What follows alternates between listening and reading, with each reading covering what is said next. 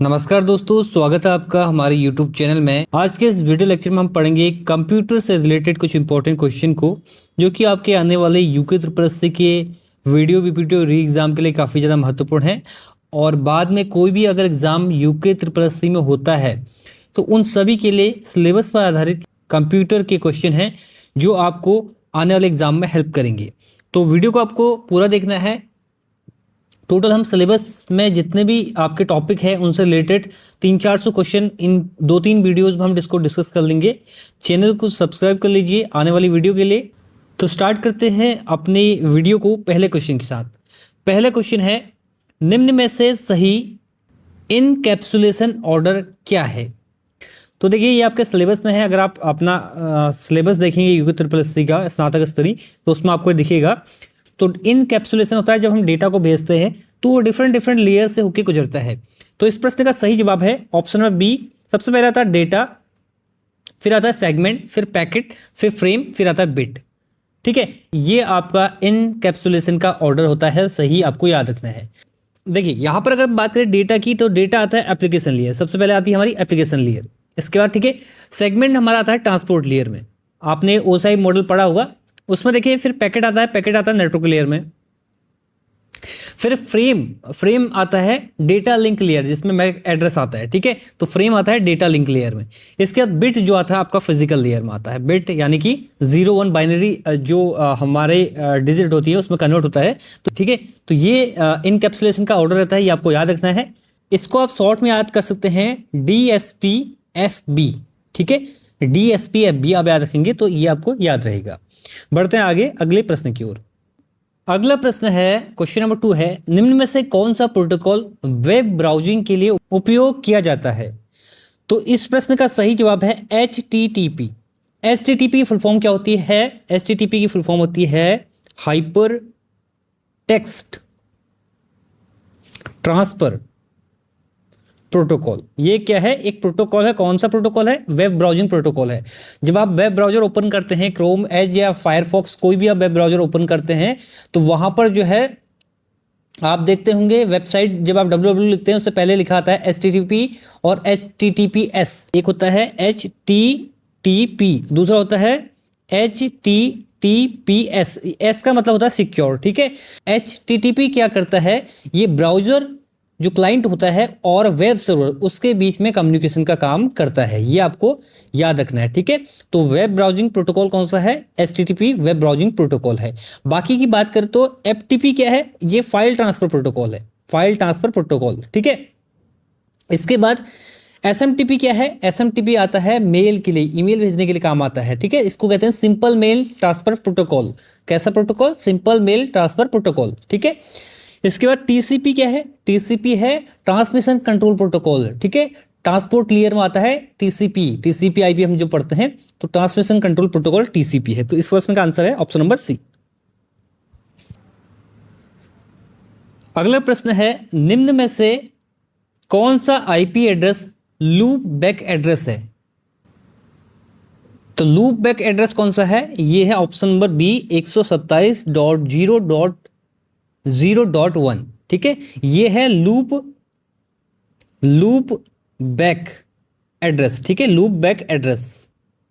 अगर नेटवर्किंग की लैंग्वेज में बात करें तो लूप बैक एड्रेस वह होता है जो अपने ही कंप्यूटर को रेफर करता है। ठीक है, सेल्फ कम्युनिकेशन एड्रेस भी इसको कहा जाता है, लूप बैक एड्रेस को। इसके बाद देखिए, अगर हम IP एड्रेस की बात करें तो IP एड्रेस थोड़ा यहां पर डिस्कस कर लेते हैं। IP एड्रेस हम बात करते हैं, एक बात करते हैं IP एड्रेस, IPv4 एड्रेस। ठीक है, IPv6 एड्रेस, दो एड्रेस की हम यहां पर बात करते हैं। ये क्वेश्चन एग्जाम में बनते हैं। IPv4 एड्रेस कितने बिट का होता है? 32 बिट का होता है IPv4 एड्रेस। और IPv6 एड्रेस कितने बिट का होता है? एग्जाम में क्वेश्चन डायरेक्टली पूछा जाता है, तो 128 बिट का होता है IPv6 एड्रेस। ठीक है, ये आपको याद रखना। IPv4 एड्रेस किस टाइप का होता है? तो ये कुछ इस प्रकार का होता है, 192.168.1.1। ये मैंने एग्जाम्पल दिया है IPv4 एड्रेस का, 32 बिट का होता है। ठीक है, IPv6 एड्रेस किस टाइप का होता है? तो वो कुछ इस प्रकार का होता है, जैसे एग्जाम्पल के लिए ठीक है, तो ये कंप्लीट मैंने यहाँ तक ऐड कर दिया है। ये जो है IPv6 एड्रेस का उदाहरण है। अब देखिए IPv4 एड्रेस में क्लास भी पूछी जाती है। IPv4 एड्रेस में कितनी क्लास होती है? IPv4 एड्रेस में जो होती है टोटल 5 क्लास होती है। कितनी क्लास होती है इसमें? 5 क्लास होती है। ठीक है, कौन कौन सी क्लास होती है? मैं इसको मिटा देता हूँ, थोड़ा क्लास हम यहाँ पर पढ़ लेते हैं क्योंकि एग्जाम में पूछा जाता है। तो IPv4 एड्रेस में कितनी क्लास होती हैं? 5 क्लास होती हैं। ठीक है, कौन कौन सी होती हैं? A B C D और E, ये 5 जो है IPv4 एड्रेस की क्लास होती है। अब ये क्लास का मतलब क्या होता है? ये एक रेंज सेट की जाती है।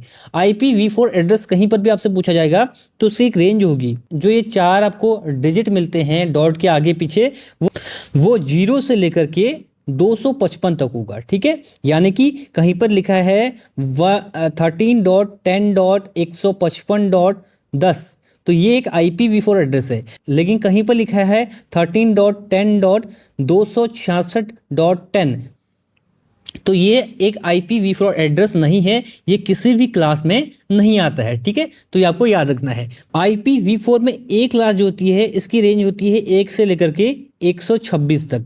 जो B क्लास होती है इसकी रेंज कहाँ तक होती है? 126 से आगे को होगी।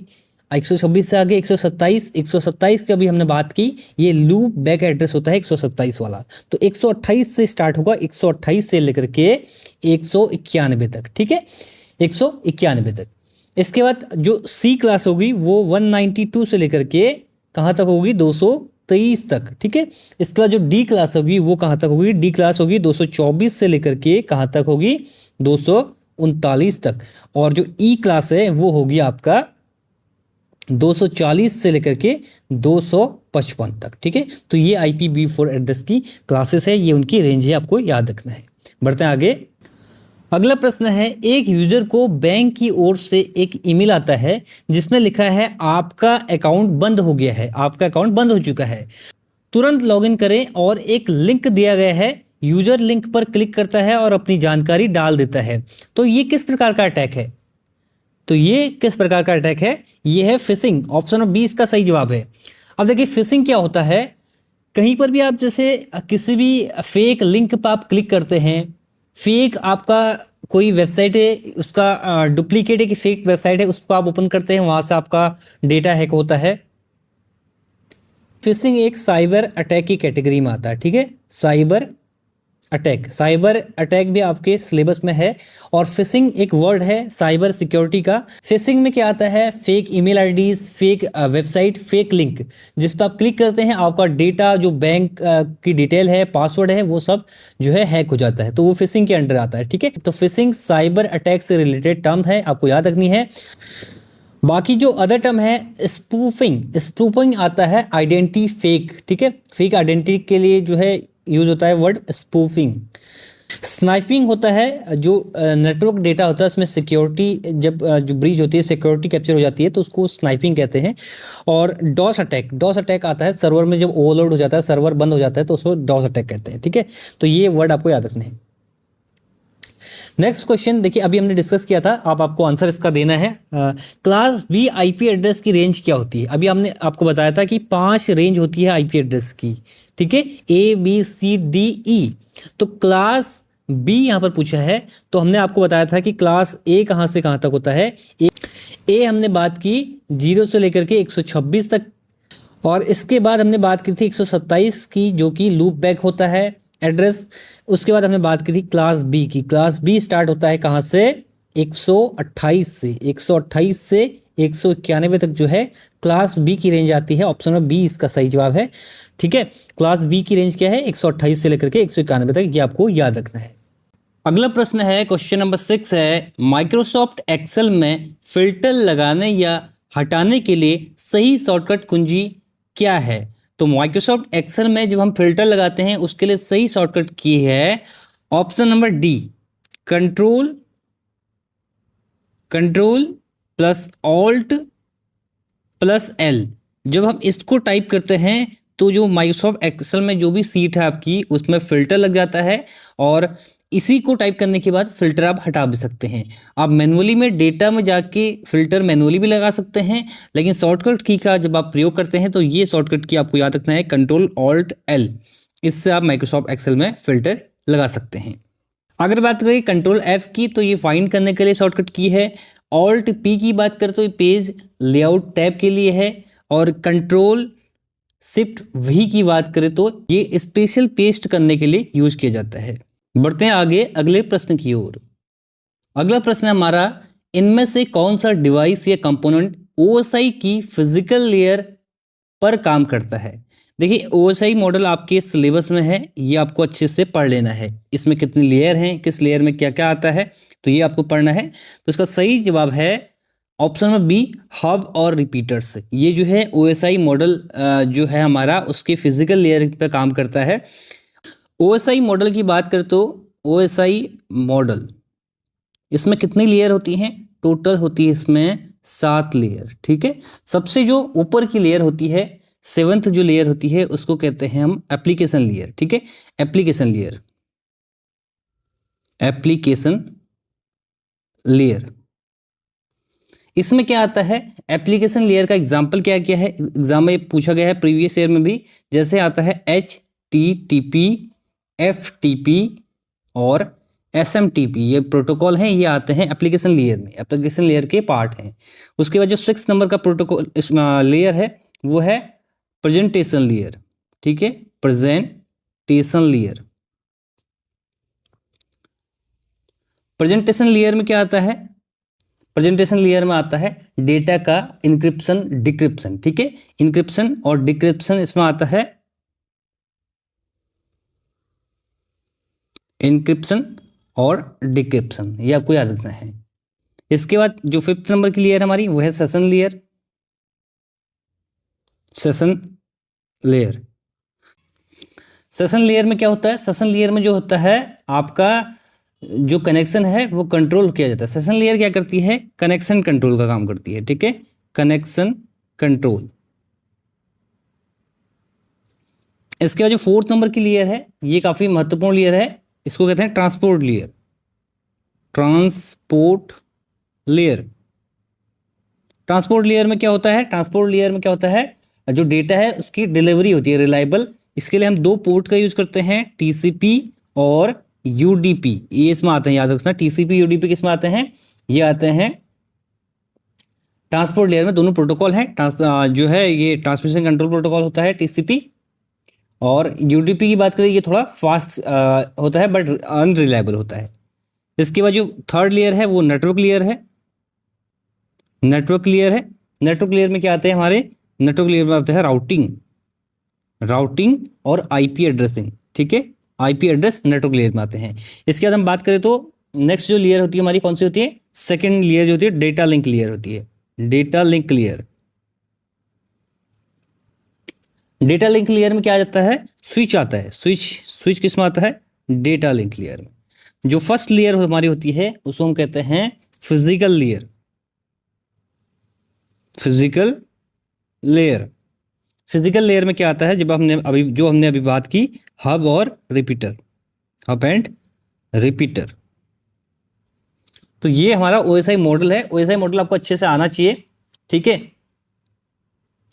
OSI मॉडल अगर आपको आता है ये आपके बहुत ज़्यादा काम आएगा आने वाले एग्जाम्स में, क्योंकि एग्जाम्स में इससे क्वेश्चन मैंने अक्सर देखा है OSI मॉडल से पूछा जाता है, और ये एग्जाम के पर्सपेक्टिव से बहुत ज़्यादा महत्वपूर्ण। बढ़ते हैं आगे अगले प्रश्न की ओर। नेक्स्ट है, निम्नलिखित में से कौन सा एक ओपन सोर्स ऑपरेटिंग सिस्टम है। ऑपरेटिंग सिस्टम भी आपके सिलेबस में है। तो देखिए विंडोज 11 ये भी ऑपरेटिंग सिस्टम है, मैक ऑपरेटिंग सिस्टम है, लिनक्स ऑपरेटिंग सिस्टम है, MS-DOS ऑपरेटिंग सिस्टम है। इसी प्रकार से जो आप मोबाइल में यूज करते हैं एंड्रॉइड एक ऑपरेटिंग सिस्टम है। तो इनमें से पूछा है ओपन सोर्स ऑपरेटिंग सिस्टम कौन सा है। देखिए ओपन सोर्स जो ऑपरेटिंग सिस्टम होता है वो क्या होता है, उस ऑपरेटिंग सिस्टम में जो सोर्स कोड होता है वो सोर्स कोड पब्लिकली अवेलेबल होता है, यानी कि उसको कोई मॉडिफाई कर सकता है, देख सकता है, शेयर कर सकता है, यूज कर सकता है। ठीक है, तो इस सिंपल डेफिनेशन इसकी है, जिसका सोर्स कोड जो है ओपन होता है, इसलिए उसको ओपन सोर्स कहते हैं। इजिली आपको अवेलेबल मिल जाएगा इंटरनेट पे, कोई पेड नहीं होता है। इसके बाद इनमें कौन सा वो ऑपरेटिंग सिस्टम है, आंसर इसका option number C, Linux. Linux जो है एक ऑपरेटिंग सिस्टम है, और ये कैसा ऑपरेटिंग सिस्टम है, ओपन सोर्स ऑपरेटिंग सिस्टम है। और बाकियों की बात करें तो विंडो 11, मैक ओएस, डॉस, ये कैसा ऑपरेटिंग सिस्टम है? ये क्लोज ऑपरेटिंग सिस्टम है, क्लोज सोर्स ऑपरेटिंग सिस्टम, ठीक है, क्लोज सोर्स ओएस है। बढ़ते हैं आगे। नेक्स्ट है वार्म बूटिंग के लिए कौन सी शॉर्टकट की यूज की जाती है? तो कीबोर्ड में वार्म बूटिंग के लिए शॉर्टकट की होती है control alt delete, option number A इसका सही जवाब है। जब हम कंट्रोल ऑल्ट डिलीट प्रेस करते हैं तो सिस्टम में कैसी बूटिंग होती है? वार्म बूटिंग होती है। इसके बाद जो कंट्रोल शिफ्ट एंटर है, इससे रन एज एडमिनिस्ट्रेटर यूज करने के लिए प्रयोग किया जाता है। ऑल्ट F4 से क्लोज विंडो होता है, इससे आप शट डाउन करते हैं जब पीसी को ऑल्ट F4 से। विंडो प्लस एल से हम स्क्रीन को लॉक करते हैं, विंडो को लॉक करते हैं, ये आपको पता होना चाहिए। बढ़ते हैं आगे। अगला प्रश्न है ऑपरेटिंग सिस्टम का वह भाग जो मेमोरी में हमेशा रहता है और हार्डवेयर के साथ सीधे संवाद करता है, उसे क्या कहते हैं?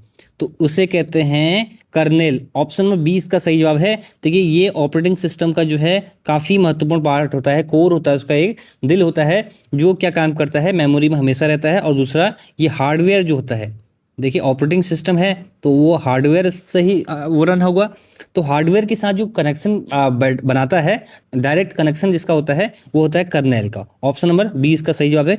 काफ़ी ये महत्वपूर्ण क्वेश्चन है, इंपॉर्टेंट क्वेश्चन है एग्जाम के पर्सपेक्टिव से, ठीक है, पहले भी पूछा गया है कई एग्जाम्स में, तो ये आपको याद रखना है। अगला प्रश्न है कंप्यूटर चालू पावर ऑन करते ही सबसे पहले कौन सा टेस्ट रन होता है? तो सबसे पहले जो टेस्ट रन होता है उसको कहते हैं POST, power on self test, ठीक है। पावर ऑन सेल्फ टेस्ट क्या करता है? ये क्या करता है? ये चेक करता है हार्डवेयर को, रैम को चेक करता है। अगर रैम खराब है तो रैम का साउंड देगा, बीप साउंड आती है, ठीक है। इसके बाद अगर कीबोर्ड नहीं लगा है तो कीबोर्ड का एरर देगा, एरर क्या देगा? वहाँ पर लिखा आएगा कीबोर्ड नॉट कनेक्टेड इस टाइप का, ठीक है। इसके बाद अगर बैटरी उसमें कम है, बैटरी यानी कि बैटरी में कुछ इशू है तो बैटरी का एरर देगा। तो पोस्ट जो है ये सबसे पहले रन होता है, चेक करता है हार्डवेयर को। इसके बाद जो अदर ऑप्शन देख ले, सीमोस सेटअप, सीमोस एक बैटरी भी लगी होती है सिस्टम में। सीमोस जो है सेटिंग चेंज करने के लिए काम आता है, डेट एंड टाइम मैनेज करने के लिए काम आता है, डिस्क क्लीनअप स्टोरेज साफ करने के लिए, और विंडो लोडिंग, ये पोस्ट के बाद विंडो लोड होता है। बढ़ते हैं आगे। नेक्स्ट है कंप्यूटर बंद होने के बाद भी डेट और टाइम अपडेट कैसे रहता है? जैसे आपका कंप्यूटर बंद हो जाता है उसके बाद जब आप ऑन करते हैं तो डेट एंड टाइम अपडेटेड कैसे रहता है अपने आप ही? तो वो काम होता है सीमोस बैटरी का, ठीक है। सीमोस जो बैटरी होती है उसके कारण ही जो डेट एंड टाइम है हमारा मैनेज रहता है, ठीक है। सीमोस की फुल फॉर्म आपसे अगर पूछ ले एग्जाम में, सीमोस की फुल फॉर्म होती है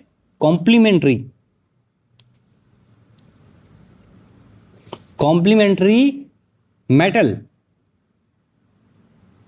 ऑक्साइड सेमीकंडक्टर, ठीक है, सेमीकंडक्टर। तो ये सीमोस की फुल फॉर्म होती है, बहुत इंपॉर्टेंट होती है, बैटरी लगी होती है, हर लैपटॉप में होती है, हर डेस्कटॉप में होती है।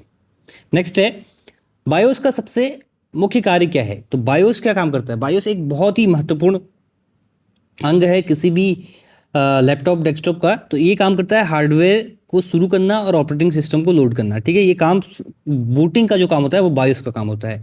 बायोस का और भी काम होता है, बायोस एक और काम करता है, जो भी आपके हार्डवेयर कंपोनेंट है उसको भी मैनेज करता है, ठीक है। बायोस से ही आप बूट कर सकते हैं, बायोस से ही आप जो है हार्डवेयर शुरू कर सकते हैं। तो बायोस काफ़ी महत्वपूर्ण है। Basic input output system, basic input output system इसकी फुल फॉर्म होती है बायोस, ठीक है।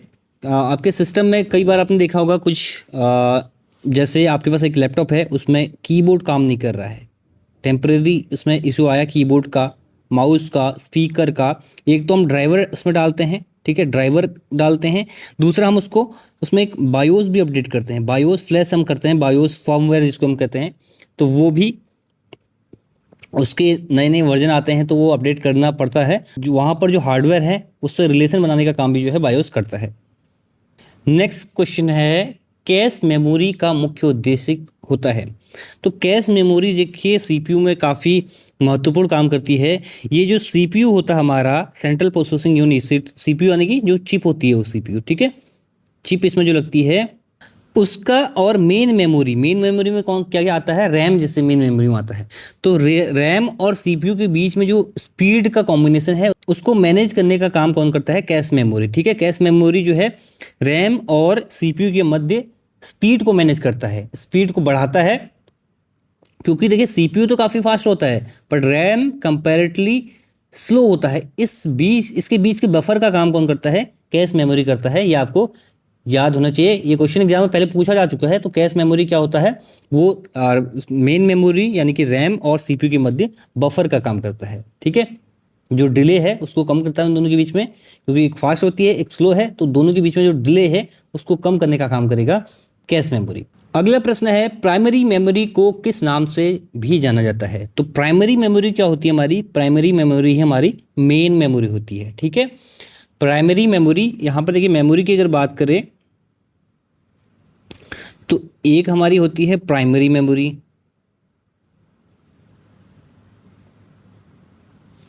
एक हमारी होती है सेकेंडरी मेमोरी। ठीक है, सेकेंडरी मेमोरी।